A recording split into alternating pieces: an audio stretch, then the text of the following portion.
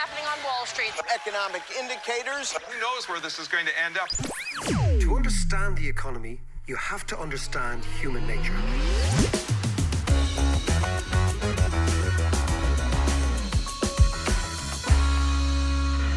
How you doing there? It is David. You know the score. It is the podcast tries to bring economics to life, make it that little bit less jargony, and hopefully a wee bit more relevant to all of us.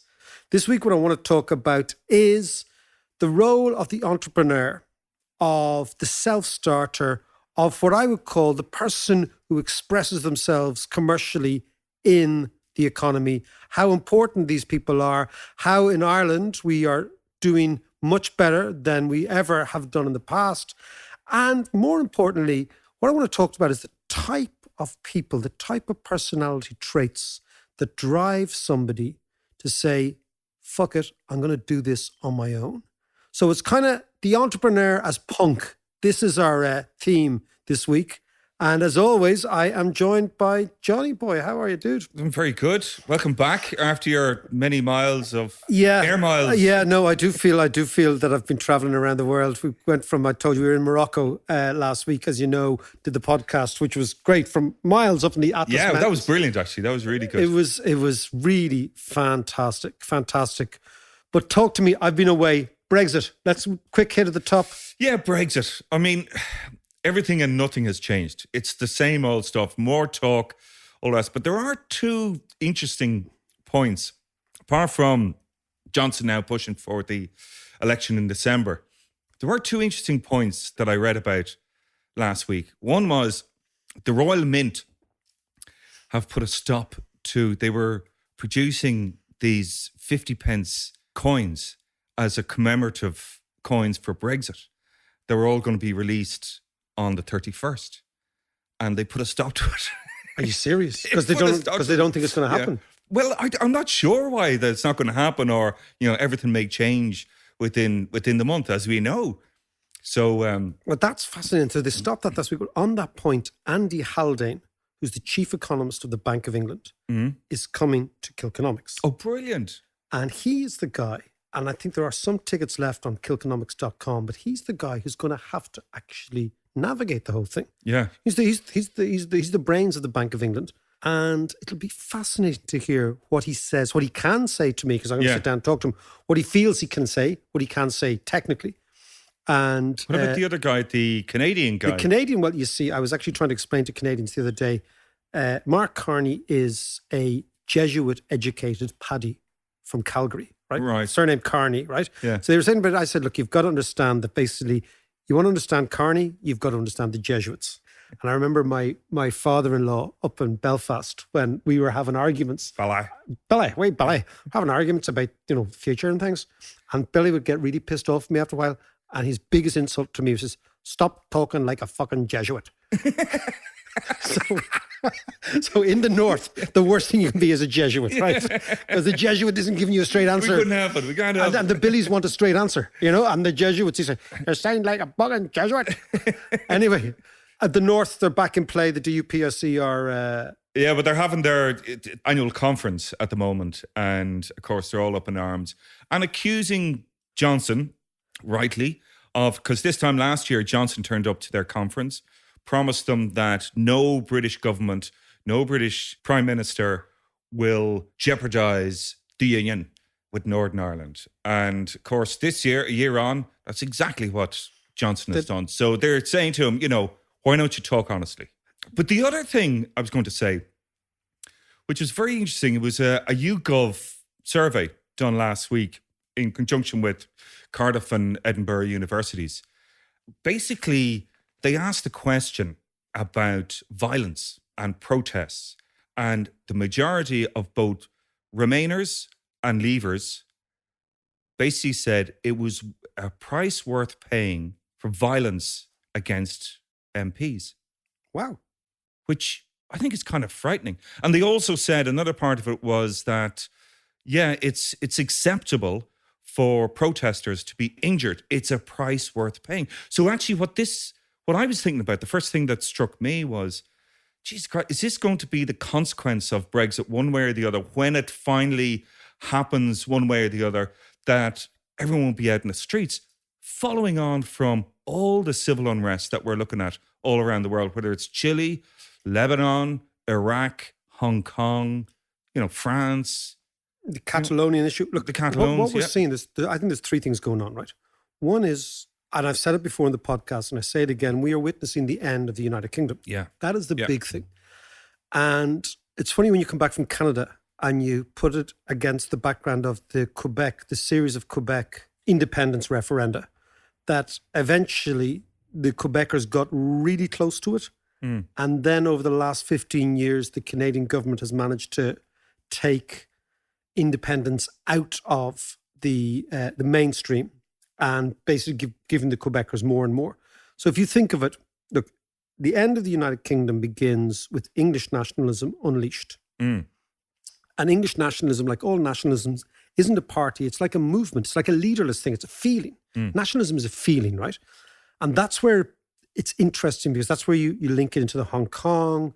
Obviously, the Catalonian is the feeling, but the Gilets jaunes in France, these are all these what they call leaderless rebellions. It's what's happened in Chile, what's happened in Lebanon, all these things.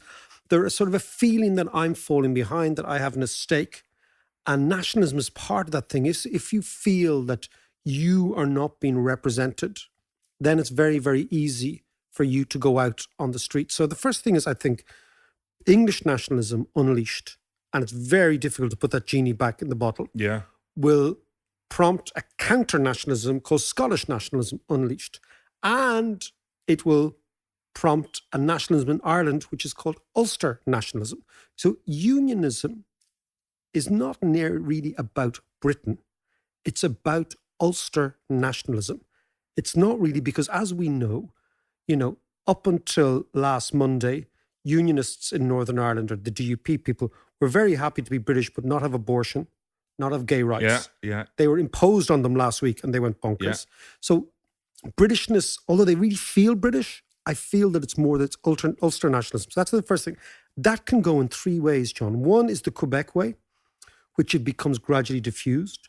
One is the velvet divorce between the Czech Republic and Slovakia, which happened after the fall of communism and was a very mature, sophisticated, adult arrangement where two countries divorced from each other. No rows, split their differences, so we're going our own way. And the third, of course, is the one that I see every summer, is the Yugoslavian model. Where England is Serbia, Croatia is Scotland, and Northern Ireland is Bosnia, the divided, ethnically split down the middle area. I don't think that will happen in the UK, but the way in which Yugoslavia broke up so quickly and so violently, if you take out the Yugoslav army, which would be the British army in this case, and the Yugoslav army did not behave impartially, they behaved pro-Serbian, i.e. pro-English. It's not inconceivable to see these things happening. That Scotland goes, then there's a counter-reaction in the UK to try and keep Scotland within the Union. There are massive, massive street demonstrations both in England and in Scotland. And all these things you talk about. I mean, the interesting thing is Chile, since Pinochet, has been incredibly peaceful. And it just exploded as if out of nowhere. Well, that's kind of more down to, and this is probably an issue we should come back to for a full podcast, but we're talking about there's two issues at play here. One is the nationalism that you talk about. And indeed, Scottish nationalism has been bubbling under for years and years and years. So it's just coming to, it's been given a platform now. But it's the wealth divide that's occurring. Which we spoke about a couple of weeks ago. It's all about, if you believe that the conveyor belt upon which you are is moving even slowly in the right direction. So you're gradually doing better. You're gradually having a better stake. Your kids might have a better stake. You feel you're doing better than your parents, and your parents are better than their parents. That sort of story. As long as that's broadly going the right way, you buy into the status quo. The center holds. But if that begins to atrophy, then you think, well, who protects me? And that's when you vote for a feeling, for an idea. and the idea can be represented. Like, so for example, you think something like, I was in the States this week, like Make America Great Again. It's just a slogan. It's an idea, but it's a very persuasive idea if you are feeling a little bit shut out. Yeah. Take back control. It's a really, really attractive idea. Yeah. Ulster says no. Yeah. You know, these are attractive ideas for people who feel threatened. Glasnost in Russia, as we spoke about Yeah, before. exactly. So, I mean, I wouldn't underestimate the extent to which we are going into revolutionary times across the world. Yeah. Where it's interesting because next month we will celebrate the 30th anniversary of the fall of the Berlin Wall. Right. And that ushered in a 30-year period of American domination, free markets, liberalism, all these sort of things that we would regard as normal. But maybe they've run their course. And if you think of 30 years or 40 years before the Berlin Wall came down, it was the end of the Second World War. Yeah. Then you get another big upheaval. Then you have socialism, communism. So I think the most important thing for me is always that at these crisis points, what was extreme becomes mainstream. And the things that were really mainstream that sustained us for 10 or 20 years become redundant. Yeah. And I think we're at that sort of tipping point around the world. And you can feel it. I'll tell you about where I was now in the States. Well, what I was going to say is that all this upheaval and unrest that seems to be spreading across the world, and to get back to what we're going to talk about today, kind of puts the brakes on entrepreneurship and innovators. And I would argue the opposite. I would argue the other way. Okay. But before we start, just a quick update. As you know, John and I and JM love doing this, and it's an absolute hoot. And I'm traveling quite a bit, so we're bringing yarns and stories and ideas back from all over the place. But as John said the other week, it does cost. It costs a lot of time to make it. Costs a lot of effort to make it. So if you fancy it, and if you enjoy the podcast, we would be delighted if you would support us on Patreon, which is patreon.com/Dave McWilliams. We'd really appreciate that. And in the same vein, we have our big night in Vicar Street coming up on the 28th of November, which is our live podcast as part of the podcast festival. The tickets are at Ticketmaster. And again, we'd love to see you there. It'll be a bit of a laugh the whole evening. We're going to give John a rake of Valiums so he doesn't get all nervous getting up on stage. And it's going to be lovely to meet you, because we've always been fascinated as to who's out there, who's listening. That's going to be a good night. Yeah, as we said before, I am terrified, but give us a stage and we'll use it. So we kick off. So you were off in Buffalo and you were raving about it. Yeah. So I want you to tell me a little bit more about that and what you found there. Well, as you know me, John, you've known me for a long, long time. When people tell me, you know what, if I was you, I wouldn't open that door. I'd never go in there. I always open the door, right? I always, I can't help myself, right? So I was tweeting out and everyone was saying, particularly the Canadians, don't go to Buffalo, don't go, it's awful. It's a terrible kip. So I said, you know what, I'm going to go to Buffalo. And what I found there was an absolute treasure trove of James Joyce's letters. The single biggest collection, and I'm talking mad stuff I'll tell you about. Really? Is in the University of Buffalo. How did it end up there? And I'm not a Joycean buff. But I'm fascinated by him. Love the work. Love the individual even more. So what happened, right, is that in 1948, James Joyce dies in 1941, 1942, I think, in Zurich.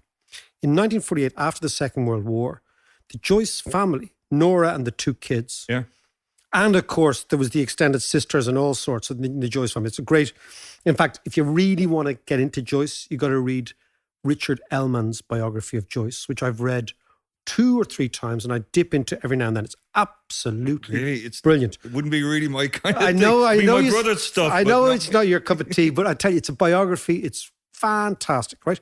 And Richard Ellman, American academic, went to Buffalo to source most of the material. So how does Joyce's stuff end up in Buffalo, which is a pretty nondescript American city, which we'll talk about in a second. 1948, a woman called Sylvia Bleach, who actually published Ulysses through the Shakespeare and Co. company in Paris Right. in 1921. The one person who published it, right? She had an exhibition of Joyce in 48 in Paris after the Second World War. Yeah. The reason she did that is nobody had any money in Europe. Everybody in Europe was broke. Imagine after the Second World War, no Europeans. Of course, yeah. People yeah. were starving in 1948. Yeah. And the Joyce family had no money. So they put on this exhibition in Paris. This American academic, a guy called Oscar Silverman, who was an American English literary academic, goes from Buffalo University to Paris, realizes that this is an amazing, amazing treasure trove of all of the letters of the single most influential writer in the English language of the 20th century. Yeah. Also understands that Joyce family are broke and they have to sell it. So he goes back to Buffalo and the university shouts out to its philanthropic backers. And this is interesting. So Buffalo right now is a city which is shorthand in the United States for poverty, for segregation, for urban decay, etc. Yeah. It might be that now. It's actually changing, but it might have been that like 10 years ago. Yeah. In the 1950s, Buffalo was one of the richest cities in the United States. It was called Really? it was called the City of Lights at the turn of the century because all the hydroelectric stuff from Niagara, from the rivers and the Great course, Lakes, yeah, yeah. generated huge, huge power to generate electricity. It was a manufacturing base. Why? Because the cost of energy was almost zero in Buffalo because they were beside the Great Lakes and they had this Right, okay. hydroelectric stuff. So they had huge car industries, huge manufacturing industry, and of course, huge trade. And I'll talk to you about that in a second. It was incredibly wealthy places. And if you go there, there's all this Art Deco stuff, these amazing, huge houses, right? Yeah. All a bit like Detroit and Cleveland and these places. It was really, really rich. Yeah. And Cleveland's a dump, though. I'll come back to your time in Cleveland. So when you are really, really rich, you have really, really rich people that are philanthropists and they back the artistic community. So the university had loads and loads of money. So this guy Silverman said, I'm going to buy the Joyce collection, goes over to Paris and buys Wow. everything for the Joyce family. So the Joyce family could live because they had no money. Because you forget Right. that Joyce may well have been the most feted artist in the world at the time, one of the most feted artists, but he had no money. Have you any very, idea how much they bought it for? No, and they keep that very secret. Right. Okay. So that's the backdrop. But then I always thought, like, what about Buffalo? Before we talk about Joyce, what about Buffalo? What's the city? Again, and then, so I went to Buffalo to this really weird place. You're off a motorway. It's a red brick building, nondescript, like any other building in sort of suburban America. Really unimpressive. And in this library there's the original Ulysses. I was reading Ulysses written by Joyce. They have it. Like he wrote it, he handwritten the whole The thing. transcript of The it? transcript, his original thing. I was Wow. reading it. I was reading, yes, I will, the last page, reading it. With notes and stuff. All the on notes on the side, there's notes. There's brilliant. Wow. His notes were in red. For Finnegan's Wake, his notes were in red, orange, and blue. And they believe that he was trying to signal things. Right? There's all these notes about things. Really? I Was he, though? picked up Arms and the Man from Hemingway. Hemingway giving Joyce his first edition. And this is a great story. So I picked it up. It was brilliant. So it's like to Joyce, and it didn't go to James, to Joyce with affection and admiration, Hemingway, Ernest Hemingway. Yeah.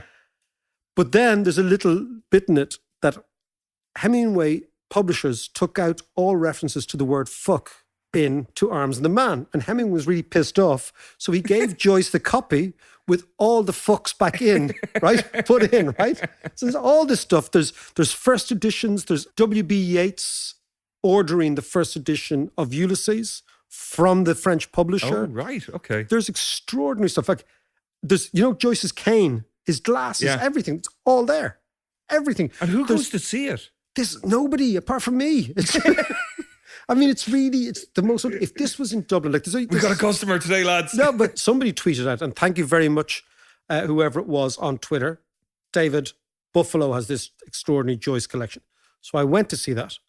And then I started thinking about Buffalo. And then you think that Buffalo was so rich originally because of the Erie Canal. And the Erie Canal was a canal which was dug from the Great Lakes, Lake Erie, all the way to Albany, New York, to meet the Hudson River, which went down to New York City. And then you think, why was that? And if you look at America, if you look at the way America is formed, look at all the great rivers of America. All the great rivers of America, like all the great rivers of the world, go north-south. Very few rivers go east-west because they were all created by the Ice Age. So the Ice Age happens, the ice withdraws. The Amazon goes east-west. But anyway. Yeah. But because it's miles and miles away. But all like the North European, so the great Russian rivers, the Dnieper and the Volga all go north-south. The Rhine goes north-south. The Danube doesn't because of the Alps, right? It goes east-west. Right? Shannon goes north-south. One of the great rivers, yeah. But look at the Missouri, look at the Ohio River, look at Mississippi River. They all go north-south. So America drains into the Gulf of Mexico, in effect, right? That's the gully of America. But the real wealth of America in the 1850s, 60s, 70s was how do you get the breadbasket, the Midwest, which was producing corn at a phenomenally cheap price and wheat and farm fruits, how do you get that out to Europe? You have to create rivers that go east-west. Yeah, of course, yeah. So the way you did this was you created canals. So you created the canal. The Erie Canal went from Buffalo to Albany, New York, and then it met with the Hudson River, and then it went down into New York City. So the only way that New York City could become a great port was it had to be attached to the hinterland. And in order to do that, you had to create a massive canal. And that canal was dug by who? The Paddies. Yeah. Right? Yeah. So the Erie Canal was dug by Paddies, about 300 kilometers long, and its mouth is at Buffalo. So Buffalo becomes the trading center of all the great trade from the Midwest. And it begins to become quite wealthy then. The Paddies are a huge part of Buffalo's history, so much so that South Buffalo, like South Boston, is still full of Paddies now. Right, okay. Absolutely huge community. And we've been there for hundreds of years. And what happened to the city then? It was after the canals. So you get first is the canals, then the electricity, then the manufacturing. And then, of course, what you get is the beginning of the decline of American manufacturing, which happens in the 1960s. Right, okay. The Motor City decline in Detroit, the decline in Buffalo. All those great American industrial cities get knocked in the head by the first phase of globalization, which is Japanese car imports, which begin to decimate their base. And what you find then is the cities begins to go into a significant decline, so much so the population halves. So the center city is only 250,000 people now, which would have been much, much bigger at the time. But in its heyday, it had so much money that it bought this Joycean stuff. And the interesting thing for Irish people as well is from Buffalo launched the Great Irish Invasion of Canada. Go on, tell us about this. Yeah, this is the Fenian invasion Fenian. of Canada in 1866, right? Yeah. So this is when I'm there, I love all this stuff. So I'm fascinated by this and I'm trying to find it all. So in 1866, the Fenians launched an invasion of America to Canada. They were trying to get the Americans because there were so many Irish people in America at the time. And I remember that book we spoke about on the very first podcast, John, How the Irish Became White. Yeah. Noel Ignatius' book about how Irish people became white, where we actually became part of the white race as opposed to the under race that they was regarded as being. This is all set in the 1850s, right? Massive Irish immigration into New York. Yeah. This is upstate New York. Massive Irish immigration in there undermines the WASPs. The WASPs go mad. And of course, Canada was a British colony. Yeah. So it was British troops there. So the Fenians decided that they would ferment a revolution in America against Canada, i.e. against Britain, by invading. And they did. And it was called the Battle of Ridgeway, which happened Right. Yeah, I do remember this. All this good shit, man. So for Irish people, Buffalo is exceptional. And I'll just tell you the last thing before I talk to you about Joyce. What did I have in Buffalo? Buffalo wings. Right? In an Irish bar down in the number 1 ward, the first ward, which is the old Irish area of a forgotten city. And there's a place called Jeannie McCarthy's. Google it. Right. Little boozer, great wings, great beer, lots of chat, lots of fighting Irish stuff. Well, dodgy. Do you remember that great movie? I don't remember that movie, Angel Heart. Yeah. Do you remember the bars in Angel Heart? Yeah. They were always a little bit. Was it Louis Cypher? That's the boy. Yeah. Robert De Niro. So, Mark, listen, hang on a second. Like, we could talk about this stuff for hours, but we'd set out, you were going to talk about entrepreneurship and stuff. Can we get back to that? Yes. What's the link there with Joyce and the whole lot? My obsession is the fact that the artist and the entrepreneur are the same individual. I'll tell you a story. Go on. James Joyce was both an artist and an entrepreneur. James Joyce set up the first cinema in Ireland. Right, yes. The Volta Cinema in Mary Street. If you go to Joyce's biography, what you find is that Joyce is sitting in Trieste and his sister Eva is sent over by his brother, Stanislaus, who was sent by the dad, his dad Stanislaus, who immortalized the great line of shite and onions, which is one of the great lines, because Jimmy was always broke. And they said, what are you doing over there in Trieste? You know, you've got a job teaching English, you're always broke. And Joyce was obsessed by the cinema. Right. He went to the cinema all the time because you can imagine the cinema was like the internet at the time. Yeah. You know, in 1904, 1905, you know. What was around? What cinema was around at that stage? This is the interesting. So he spent all his days in the cinema in Trieste. His sister goes over to see Eva, sister he really loved. What's Jimmy doing? He's in the cinema. Eva says to Joyce, Jim, do you know that there's no cinemas in Dublin? There were 7 or 8 cinemas in Trieste at the time. Mm. And Joyce said, really? No cinemas in Dublin? Let's set one up. Let's be entrepreneurs. So what he did was he went to the fellas who were backing the cinemas in Trieste. And one of the fellas owned a cinema in Bucharest called the Volta Cinema. Right. And that's where the name comes from. And he had no money, of course. So Joyce went to these entrepreneurs and said, I will be your representative, but I have no money, but I want sweat equity. So he negotiated, he got 10% of the profits. Right. He went to Ireland with the money from the people from Trieste. He set up, he did the whole thing. There's a great, in Ellman's Joyce, actually, it's on page 300 if you're interested in this part. Christ. I know, because I was reading it earlier on. It's amazing, right? So Joyce set up the first cinema. And not only that, he convinced them by, he put a big map of Ireland on the table. So this was like his pitch. It was like his Elon Musk pitch. Yeah, his elevator pitch. Yeah, to the equity guys, to the private equity guys. Because they were private equity guys of the time. And he said, he pointed to Belfast, Cork and Dublin. There was 1 million people in those 3 cities, not one cinema in 1910. Isn't that amazing? Not one cinema. And he went and he set it up, I think in 1911, the Volta Cinema. And he charged people, he did the marketing, he did the advertising, he raised the money, he bought everything. He painted there's great descriptions about how he was so crazily enthusiastic. And this is all the old silent cinema with the silent cinema. Plinky plonky Plonky stuff, right? Yeah. But if you can imagine, right, so at the time, the cinema was like the internet. It was the new technology that was going to bring people together. It was revolutionary. And Joyce was at the vanguard. Joyce loved modern stuff. This is the really interesting thing about Joyce. He loved invention. He loved technology. He was obsessed, like in Ulysses, you'll see that Bloom was obsessed by the sewers and the waterworks and how it worked. And he spent hours agonizing of how the trams could work better and everything. Joyce was interested in urban architecture. Yeah. He was interested in all sorts of stuff. But at his core, he was an entrepreneur. He wanted to set things up. Now, I've always thought that the entrepreneurial mind and the artistic mind are very similar. So the artist doesn't want a wage. They don't want a boss. They don't want insurance. They want to express themselves. They want to create something today where there was nothing yesterday. They want to stamp their authority. They feel, the artist, whether you're writing a book or you're painting a picture or directing a movie, you want to feel that you've got something to contribute, which is better than everybody else's, and something new. So you contribute to the canon. You actually back yourself, which I've always thought is in the great adventure of commercial self-expression, which is what I love. Right.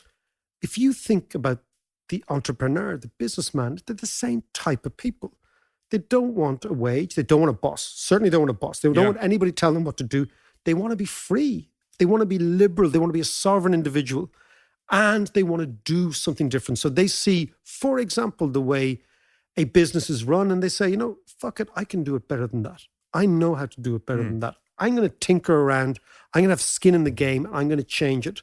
So what I've always felt is that the artist and the entrepreneur are the same type of person. And the entrepreneur setting up a company is an incredibly courageous act. It's an incredibly brave thing to do. It is much easier as a life choice to have a job. Much, much easier. Yeah. Because... Don't I know it, actually? well, we're both freelancers, so you know this. We've been working for ourselves for years, right? But, if you do well, you get paid. If you don't do well, you go bust, right? Yeah. You have skin in the game. You are always trying to figure out different angles and different ways of doing things. And when I say courageous, I really mean that. I mean, it is a brave act. And I've always felt that business is punk in musical terms, right? Is that basically it's DIY. It's kind of, fuck you, I'll do it myself. And so the characteristics that you see in someone like Joyce, a man who reinvented the English language, who tore it up, spewed it out and recreated it, that urge for him to write Ulysses was exactly the same urge in him to set up the cinema. It's the type of character he was. And if you look now at entrepreneurs all over the world, and again, as I say, entrepreneurs is a kind of a wanky expression. I mean, this idea, what I call is commercial self-expression. If you want to express yourself commercially, then you need to live in a society that offers dignity to commercial self-expression. And I think the difference in Ireland in the last 40 years has been we are increasingly a society that dignifies, gratifies, and recognizes taking a risk more than we did in the past. And I link it to, and I'm really, really convinced on this, that the disappearance of the dogma of the church and the dogma of the state, which basically set horizons on what people could do, is linked to the takeoff of the economy through the mechanism of commercial self-expression. So if you can express yourself sexually, morally, live with who you want, sleep with who you want, hang out who you want, say what you want, without worrying about the church or the state, all those things that broke down here in the last 40 years, certainly the last 20 years, the economic flip side of that is commercial self-expression, which is that you can take a risk and you know you won't be vilified or mocked for taking a risk.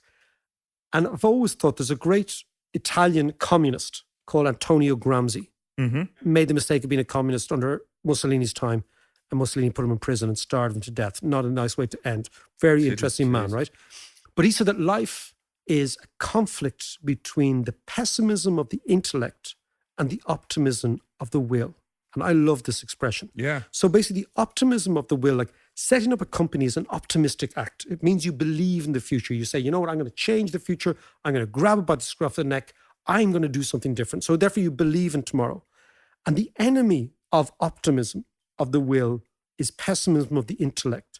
Because intellectuals are always educated to criticize, to knock, to find fault with, say, well, I wouldn't do it if I was you, all that sort of stuff. And I believe that, so the enemy of commerce is not money or taxes or balance sheets or economics. The enemy of commerce is the pessimism of people's intellect, which is why I think a lot of intellectuals disparage commerce, which is why I think a lot of academics and people who are paid to criticize and paid to knock and paid to analyze, you know, the difference between the Joyce and the people who write about Joyce. If you know what I mean. Like, right? Is that they are driven by the pessimism of the intellect, which tries always to take the wind out of the sails of the entrepreneurial, free starter, the punk, who I see the punk in economics. And this is why I believe the more highfalutin the intellect, the less likely they are to do anything. I totally get that. It makes perfect sense. So what you also have, though, is, as you talk about commercial self-expression, it requires a huge amount of creativity. And that whole creative process, you know, the basis of that is a good education. Like, everyone has ideas, but in order to develop those ideas, to be able to take it to the next phase, and so if the intellectuals are the pessimists, you know, we also need the innovators. That's true. No, I agree with you. Like, what you find, interestingly, sometimes the most educated people are the least innovative. The people with most degrees and little pieces of parchment and mandates from other people are actually the least innovative because they tend to hide in the professional classes and the educated classes, and they don't take risks, right? So I think the ideal society is one that educates people in as much as we can. Like academia is more of a conformed. Well, academia, for me, and this sounds quite controversial because I teach in Trinity College Dublin, is a cesspit of failed ambition, fear, and jealousy. Oh, controversial. No, I think it's. I really believe this. Yeah. I really believe this. And I think that what is much more interesting for me, this is why I much prefer to hang around with people, with non-academics, people who take risks, people who have skin in the game, Yeah. people who get up in the morning and think, fuck it, how am I going to make a crust today? That sort of energy, which is the energy because you live in the world of risk. Yeah. And that's what artists have. And that's Yeah. what all creative people have. What academics have is what's called tenure. Once you give somebody tenure, you basically castrate them. You take their balls away because every Monday morning, they don't have to worry Right. because somebody's paying the bill. Yeah. And what you find is academics turn very quickly into being critics rather than innovators. So they knock people rather than take risks. And if they are going to take risks, they will write in peer reviews, which is their own people. So they'll never risk going out into Joe Public. But I'm talking about something much more elemental than academics and Yeah. intellectuals. What I'm saying is the way I see society going is unfortunately towards more risk being shouldered by the individuals. So the millennials and then the generation coming behind them, the generation Y, etc. Giving rise to the gig economy and All all that sort of stuff. Yeah. So we have to encourage the hustle in people. I think hustling is much more interesting than analytics. And this idea, like, so when I come back, the Joyce is around flogging tickets and he's trying to negotiate with painters for painters and decorators, and he's buying chairs and he's talking about rent and he's taking money from people and he's doing this, that, and the other. That urge to live in the world of risk is so courageous and it takes so much balls. And it's a totally different skill set to the professional classes, to the contented classes, and to those who are happy to let somebody else sweat in order for them to have a wage. And I think the pendulum is swinging quite dramatically. So when I see Joyce in Buffalo, and when I see the history of Buffalo, and I see the ebb and flow of the economy, and the fact that if you had banked all your ambitions on the canals, then you're gone. If you'd banked all your ideas on auto industry, then you're gone, is that nothing survives its impact with events and the market. So the very characteristics that Joyce showed of inventiveness, risk-taking, and frankly waving your two fingers at convention are exactly the sort of characteristic that the great entrepreneurs have. And they are the characteristics that I believe we should inculcate in our kids, because they're going into a world of risk where having that resilience to get back up when you get knocked down, to get back up and say, I'm going again, is going to be the difference between failure and success. Thanks very much for listening. I hope you enjoyed it. Now, before we let you go, I want to give you a sneak preview of some premium content which you can access via Patreon. Peter Frankopan, ladies and gentlemen.